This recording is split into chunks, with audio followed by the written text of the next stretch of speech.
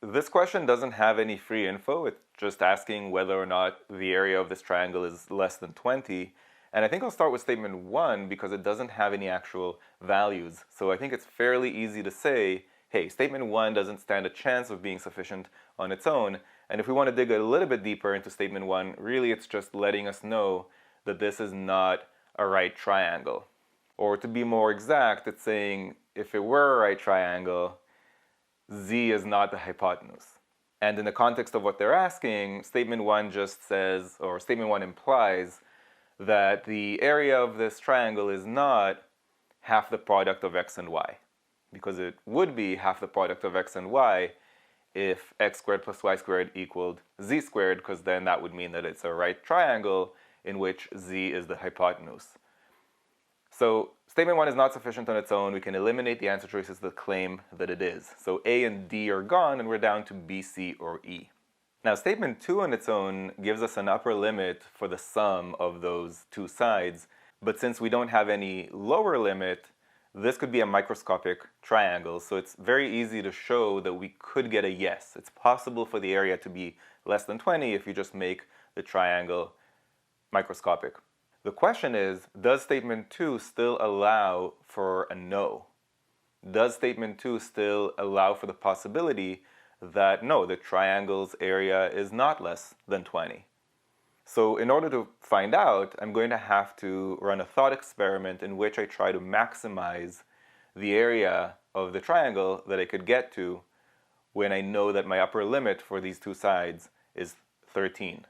Think about making those two sides as close to each other as possible in terms of their length, because the more symmetry I have, the greater an area I can get.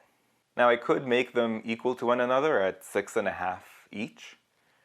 By the way, I know that the sum is less than 13, so it can't actually be equal to 13, but because there's no integer constraint, the sum could be 12.9999999, so in theory, I'm just going to simplify things a little bit and say, okay, imagine each of them is 6.5, and then if this were a right triangle, the area would be 6.5 squared divided by 2.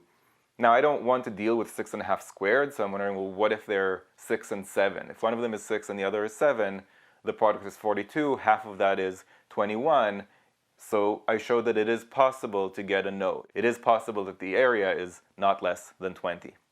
Now, of course, in that analysis, I ignored statement 1. I pretended that it was a right triangle. That's okay, because my job was to just evaluate statement 2 on its own. So let's go ahead and eliminate B.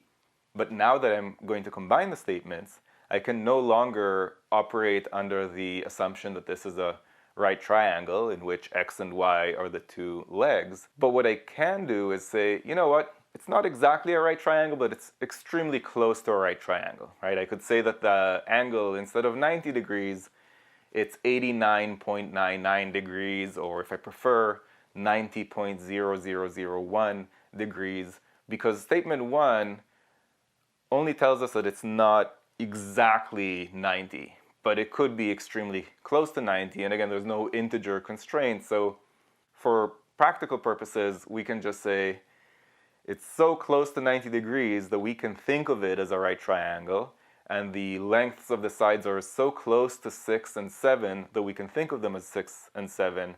And if we run that thought experiment, we realize that even with both statements combined, it's still possible to get an area that is not less than 20.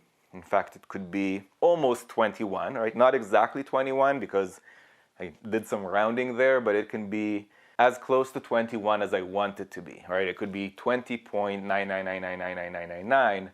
That's more than enough to prove that even when we combine the statements, we are not able to answer this question definitively, and therefore the correct answer is E. If you found this video useful, go to quantreasoning.com for a lot more where that came from. You should also click that like button and let me know in the comments below what you'd like me to make future videos about. And of course, if you haven't yet subscribed, go ahead and do that and click that bell below so you get notified about future videos. See you next time.